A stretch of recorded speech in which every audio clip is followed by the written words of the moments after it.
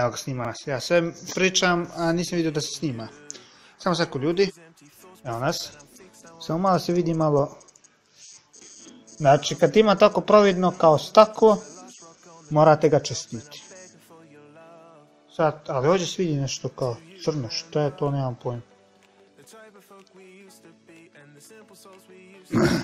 Neka to je to. A nije baš providno staklo, ovo je kao plastika zatamnjena.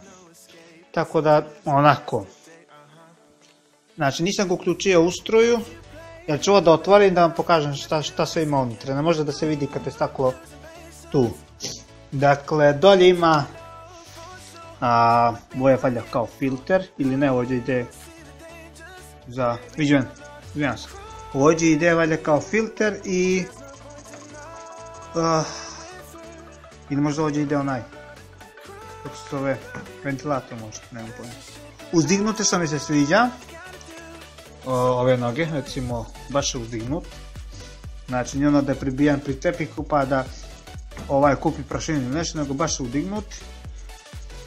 Drugo, idemo s ove strane.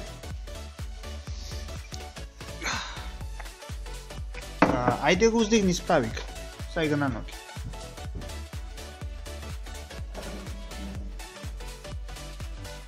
Tako. Samo makni me noge. Ajde, spuši ga ti. Made in China, to je normalno. Ovamo ima dva USB. To su valjda 2.0, pretpostavljam. Nemo će ovo zoomirat. Zoomiraj bre? Neće. Onda ide DVI valjda konektor, ovo je RC ili VGA konekcija. Onda ima HDMI izlaz. Stići ćemo da napravim, polako idemo od gore pa na dolje. Dakle, ovo je HDMI, ovo je zove onaj novi USB. Kao punjač od... Jeste, ali nije mikro USB nego... Samo sekundu provjerim. Sad se šetio. Ovo je USB Type-C.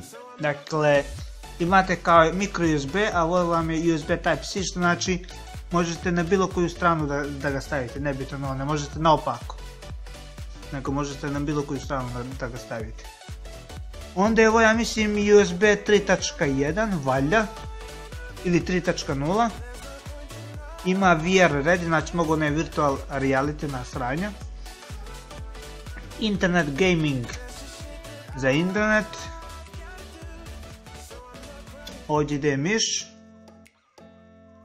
Sad ne znam koji je 3.1 ili 3.0, znam da ima 3.0 USB i 3.1. Onda ide vamo za zvuk, raznih imaš kao subwoofer, kurac, palac. Sve ovo većinom za zvuk i mikrofon. Znači, čudo. Možeš koju hoćeš da ubačiš zvuk i mikrofon. Može ovdje u koju god hoćeš jedan sam software namenja, ali ipak treba da ubačiš tamo gdje je namenjen. Ja recimo zvuk na ovo crvenoga, mada ja mislim da to nije pravo, još uvijek to nisam skontao, ali malo po malo imat će vremena. Ovdje je grafička, znači stara grafička, to je GTX 650, kad budem otvorio prozor pa ćete vidjeti kakva je to grafička. I dolje ide napajanje. Ovo je Thermaltake modularno napajanje od 720 W. Onako kao neko smart napajanje. Nije loš, mislim da nije loš. Onda idemo od gore. Što ima još? Znači ovo što svetli, znači ovo svetli plavo, samo ovo što me nervira, kad menjaš boje ne možeš ovo da menjaš. Znači ovo noso plavo. To mi nekako bez veze. Ja sam mislim da ako menjaš ovo kad svetli, da i ovo menjaš i da se i ovo isto menja boja. Recimo ako ovo staviš zeleno, ovo plavo ili ovo crveno, ovo plavo, ne slaže se najbolje. Pa mora da ti bude baš ono, misliš se ta plavi. Onda ovdje tu menjaš boju, znači kad upališ svetla i ta sranja. Ovo je, ja mislim, restart, a ovo je zapaljenje i gašenje računara. Onda ima vamo da idemo USB, USB, ali neki je 3.1 ima. Ima dva USB koji su 3.1 i dva koja su 2.0. Ovi USB. Onda ide normalno standardno sluške i mikrofon. Tako je mikrofon, ovo su sluške. A drugo gore nema ništa. Ovdje su kao za filter, za da vuče vazduh, para mislim, nema pojem. Ili to tako izgleda, ili to zatvoreno. A meni se sviđa što ovo moćni izgleda ovako kad se vidi samo onaj kuler. Moćnije bi bilo kada bi osvetlije sve to ću ja kad budem imao para. Sve da osvetlim. Dakle da bude kao ona novogodišnja jelka. Tako da to je to što se tiče ovog spolja. Sada ćemo da ga otvorimo da vidimo što ima unutra. Znači kako je unutra urađeno. Top izgleda, ogromno kućište, nisam mislio da će ovako ogromno da bude. Jedino kao što sam rekao mane, što mi se ovo ne sviđa, znači ovo jedna boja. Znači ne možeš da menjaš. Da sam mislio da ovo ne može, možda ga ne bih ni uzeo. Ovo kućište. Jer kvari dosta izgled. Znači najbolje ono da staviš ovdje plavo i ovo plavo, pa da se spoji. I onda imam isto plavo, jer ja mislim možeš unutra da staviš da bije plava boja. Ali, tek sam ga danas... A može više mi se sviđa crvena boja, ali dobro. Dobro, ovo je prvi dan, sino sam ga dobio, to je oko 7 sati i prveče. Pa bit će vremena da se testira i ostalo. Stiga mi, pa dobro nisam ga dobio, niko mi nije poklonio. Znači to je to. Ovdje prekidamo da otvorimo ovo čudo i onda ću vam nastaviti da vidite kako unutra izgleda. Se gleda. I evo nas ljudi, otvorili smo ovo čudo. Kao prase neko. Znači, ajmo da počnemo prvo od grafičke. Grafička je MSI GTX 650 stari model. Ovo je privremeno, znači grafička je privremeno. Ima dosta prašine, ali vidjet ću kasnije da ga otvorim i da iskoristim onaj sprej. A za sad nekako. Ali se čuje kod traktor, znači nivo tihi onaj kuleri, ali radi svaki, što je najvažnije. Evo je mačne, ovo je druže, ovo čudo sve vredi. Znači ovo je cijel taj kompjuter. Dobro, ne kuler, nego ono što je unutra u njega. Znači unutra u njega AMD Ryzen R7 1700. Donesi kutiju možda ko nije vidio Sad će Paklin da donese kutiju. Ovo je RAM data 8 GB, ukupno 16. Neka to tu. Ukupno 16. XPG neka, nemam pojma. 2400 MHz, nije nešto brzo jer najsporiji DDR4 je 2100, ja mislim da je to najsporiji. Ovo je među sporih DDR4, ali nisam imao para da dajem više za tako nešto. Što je bez veze. Cable management ekstra su radili, znači to su iz Tržnog centra Knežević. Baš ovo unutra, iza napravili, da se kablovi ne vide, napajanje je unutra, tako da ovo neću da otvaram jer nemam pojma kako se otvara, tako da nešto ne želim da radim što, evo ga, to je to napajanje. Vjerojatno se ovo skida, sad ovo, zašto ovo je ovako? Ovo moguće da mu je zvučnik. Ono kada zapišti, ako nešto nije u redu. Za grafički ima samo jedan ulaz, što znači može samo jedna grafička, ne može SLI ili AMD Crossfire, to što mi zovu. Mislim da on ima LED ili fan, nemam pojem.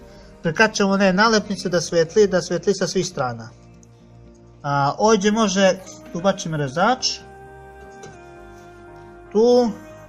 Nema rezača. Nema.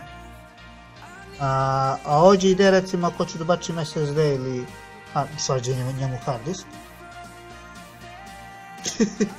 Gdje njemu hard disk? A mora da iza. Mora da je sa druge strane, ali znači bi drugo hard disk mogao da ide. Čekaj, ovo je SSD, jest. Hard disk je iza. Pa bez hard Čak, diska ne bi jas. mogla da radi. Pa normalno. Hard disk je iza. Svašta. Znači, pogledaj koliko ima prostora. Baš ima uređeno. Znači, druži, ima u njega prostora, ako ću da dodam masu drugih stvari. Ali ovo je skuplje od mog čitavog kompjutora. Evo. To je 200 i nešto. a Moj sam 210 procesor- plaćen, a ovaj 400 eura samo procesor. Totalni sam ludak, ludak, umjesto da zbalansiram, da uzmem sve dobro, ja dam masu para samo na procesor.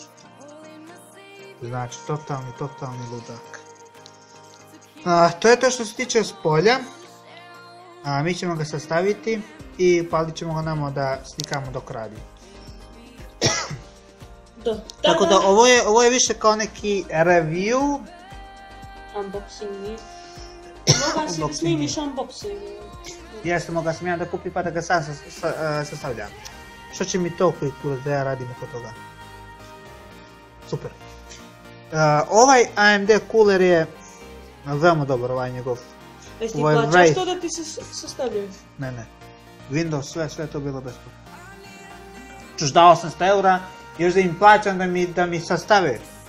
Veži bre, nisam toliko ludak. Znači, to je to, ne znam, evo, pogledajte unutra kako izgleda.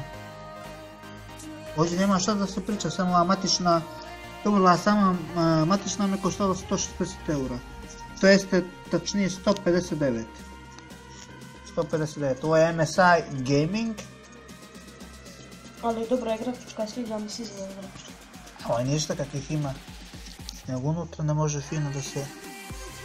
Ali dobro, vidi se sve u suštini. A čekaj, li ona bila bijela ili lako crna? Crna uvijek je bilo crna, da. Crna sam. Da je bila bijela. Kakva je tvoja mala, neka sjećaš, nećeš A udobno. mala, ja mislim da se ne vidi ništa. Dakle, to je to. Mi ga sad sklapljamo, palimo ga i onda ćete da vidite kako to fino radi. Mada to ste već vidjeli, ali s obzirom da je sada fino osvetljenje, pa možemo to da snimimo. To je to, vidimo se za sekund. I evo nas ljudi, sad smo ga spojili, stavili. Evo ovo ga ja, dakle ovako ja volim, znači ovdje ima kao crveno nešto, ne pojma zašto. Tako, znači plavo sve, plavo dolje. Vamo crveno, unutra ne znam kako, čekaj, ne znam da li vidite najbolje. To ću ja da vidim kasnije, kad budem imao vremena da čaškam, da li mogu boju da mijenjam unutra. Ja mislim da može. Da sinhronizuješ boje. Znači, to je, evo ga Ryzen, to zabravite da snimimo nama kad smo ga otvorili. Znači, totalno sam zaljubljen za ovaj procesor. Totalno ono kad sam vidio Ryzen, ja sam od uvijek bio za AMD nikako, jer Intel uvijek se ru za cijenu, znači, može ovo da streamira neće.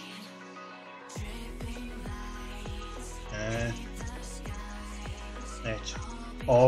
Zato što AMD, ne, Intel drže cijenu, brate, ni da su ne znam šta. Ni da ima procesor za baloveka, ne običan procesor. Pa još se nije upalio. Gledaj ovo što znači hard disk, dakle. Upali su. Ne, nisi još upalio, nisi još program. Još uvijek nije izašao. Katastrofalno. Dakle, ovo je taj monitor. Dosta sam pohvala dobio za ovaj monitor, ali ljudi, pogledajte ovo. Pogledajte vi ovo dupenice, gledaj ovo. Mali je. Znači... Moj barem veliki. To je još gori, njegove Paklenov je još gori, još veći. Ne, ali već je ekranima. Ali već u guzićima. Gledajte ovo. Nije guzićima ekranima. Znači, ludilo. Evo, neko bi rekao, znam pravu namjenu za telepapir. A šta se radi? Ne mogu da zatvorim ovo, roletne, pa da bolje snimim ovaj. Zato što danas puklo ovo govno. Pa sam morao da ga otvorim, jer inače non stop mrak u sobu nije dobro. Znači...